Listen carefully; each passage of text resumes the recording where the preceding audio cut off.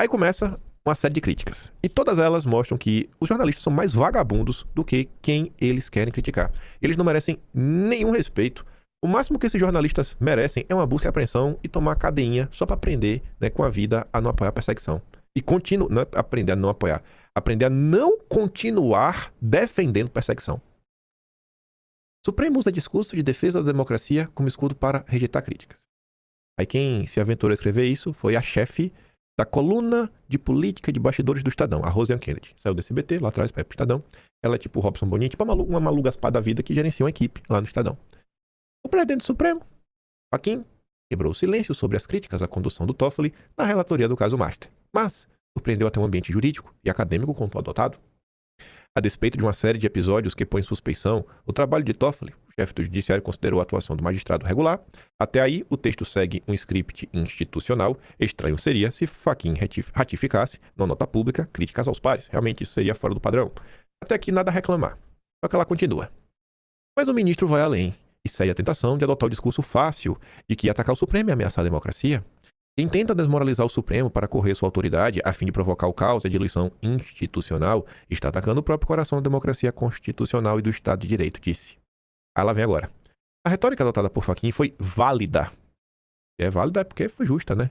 No passado recente. E aí, para não restar dúvidas, não só foi válida, como essa retórica foi necessária para enfrentar os golpistas que defenderam a destituição da corte. Como é que eu posso, depois disso daqui, levar qualquer coisa que a Roseanne Kennedy escreve a sério?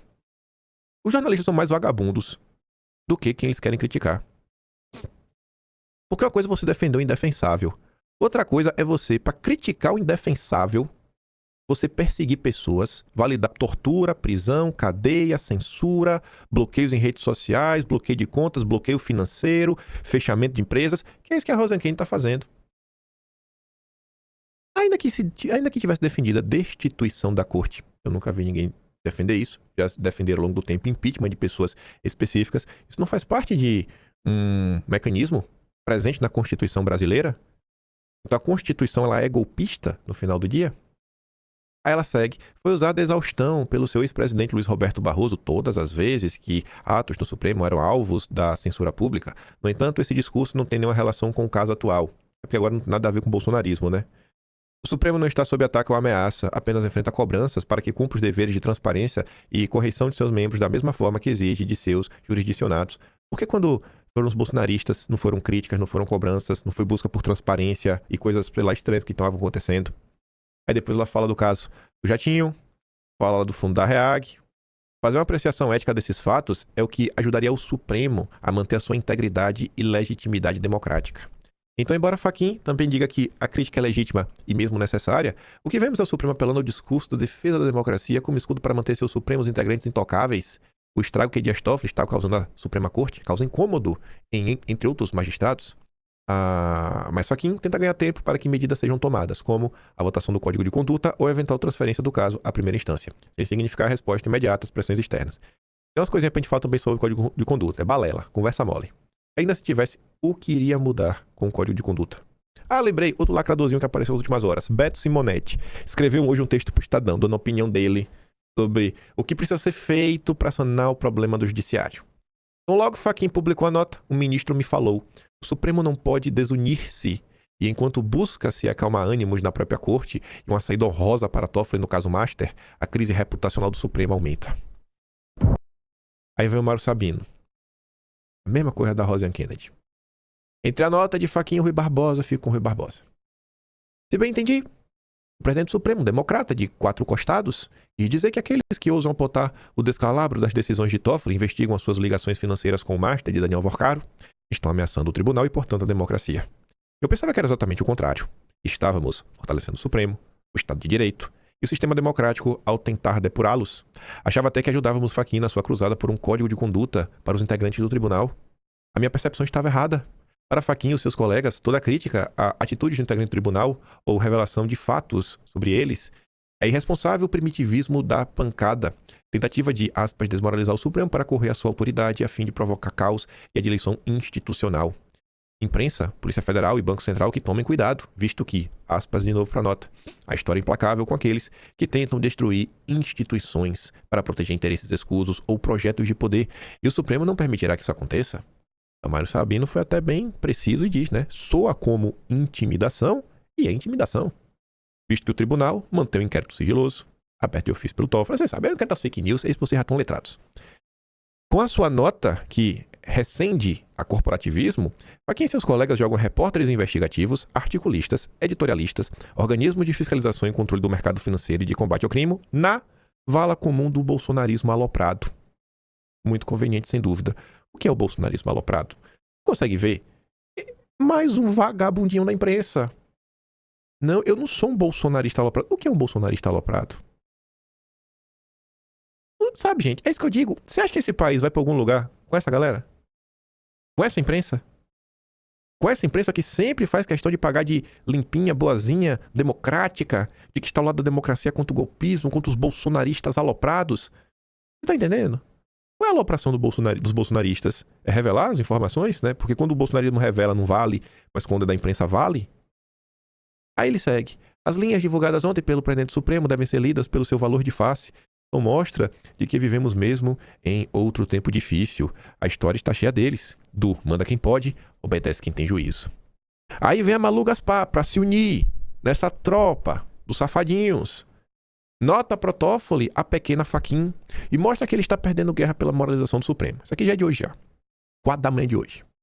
Depois da primeira manifestação pública do Fachin, muita gente perdeu tempo tentando encontrar nas entrelinhas algum sinal da moralização que Fachin tanto defendeu ao assumir o cargo. Ele veio esse papo, né? Não, código de conduta, bota ordem na casa.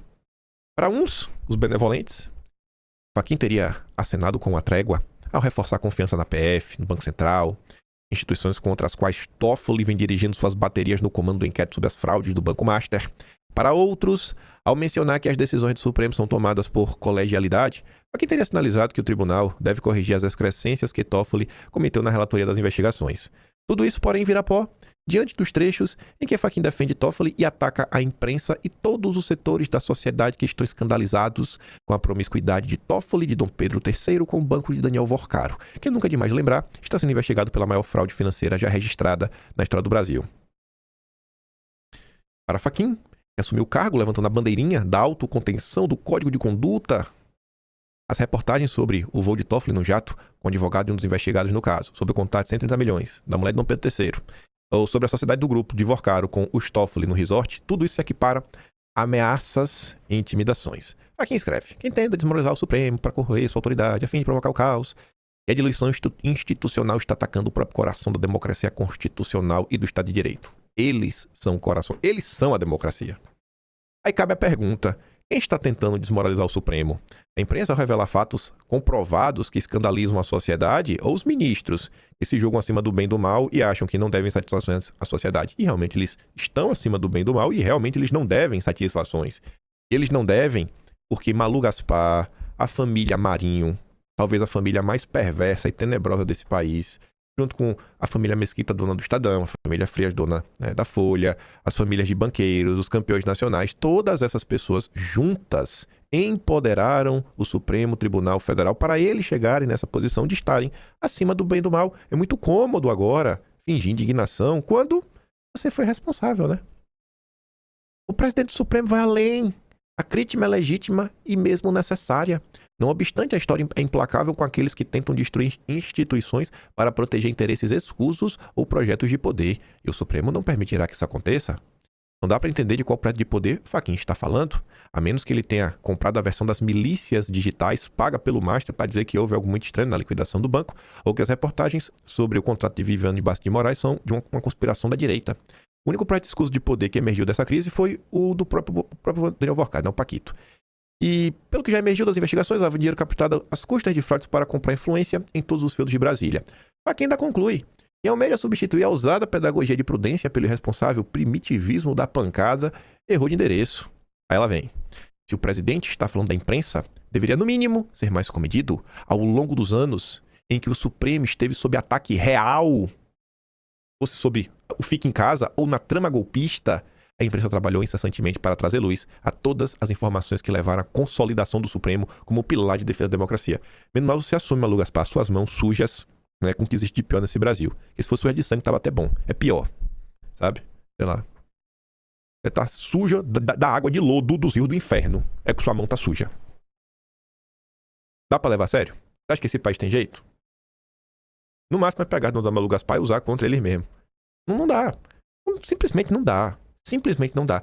Hoje que o tempo passou, e vocês sabem muito bem sobre algumas questões ligadas à medicina como um todo. Quantas pessoas poderiam ter sido salvas? E a imprensa fez de propósito. Vocês lembram daquele negocinho que não podia falar o nome que você tomava? Começava com hidrox. Vocês lembram de um estudo que ocorreu em Manaus, onde um médico, cheio de foto de PT, fazendo campanha pro Lula, o Haddad, se não me engano, o primeiro nome dele começa com a letra M, o segundo nome começa com a letra V, se eu não tô enganado. Tinha uma barbinha feita, bigodinho, parecia na Globo.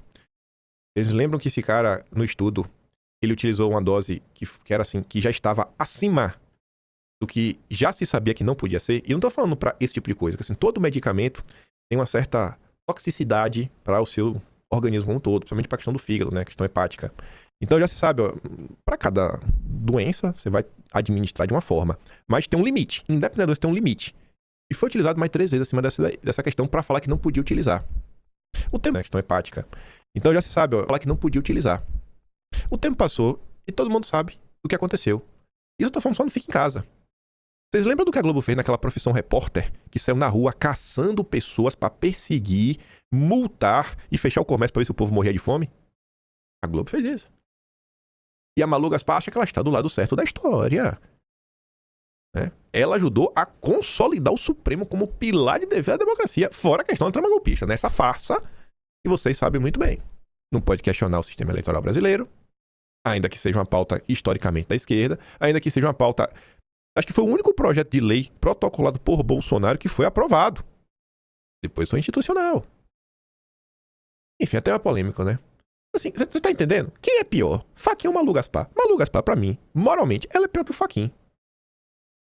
Porque ela tenta se humilhar. E, pra ver se aceita, ela entrega a cabeça de metade do país. Não fosse pelo trabalho persistente e dedicado do jornalismo, talvez agora Fachin não fosse nem sequer ministro do tribunal. Ia ser até bom pro país, viu, Malu Gaspar? Quem é Fachin? De onde o Fachin veio? Ele defendia quem? Tem algum vínculo com o MST? Isso é algo ruim, é? Então, eu acho que ela só reforça, né? O que é a imprensa brasileira, que são jornalistas do Brasil. As revelações do jornalismo sobre a promiscuidade de ministros com empresários e fraudadores deveriam ser entendidas como uma forma de defender o tribunal de seus próprios membros. Como o próprio Fachin diz, a instituição vale mais do que os homens. Tá lembrando aqui de uma coisa. Talvez a ideia do Atlas nasceu há muito tempo atrás. Talvez tenha sido em 2021. Ao recorrer a afirmações raivosas e genéricas para se referir ao trabalho da imprensa da PF, do Ministério Público Federal e do Banco Central para defender o Toffoli e Moraes, Fachin demonstra que não tem força nem vontade para fazer com que o Supremo rume da direção que ele mesmo propôs ao assumir o cargo. Nos últimos dias, houve até quem dissesse que a defesa empedernida de Toffoli faria parte de uma articulação para que o ministro deixasse a relatoria do processo, algo que o próprio magistrado vem negando em off, como se tornou hábito nessa crise. A gente comentou no final do vídeo ontem, Daniela Lima falou que o Toffoli não vai devolver para a primeira instância.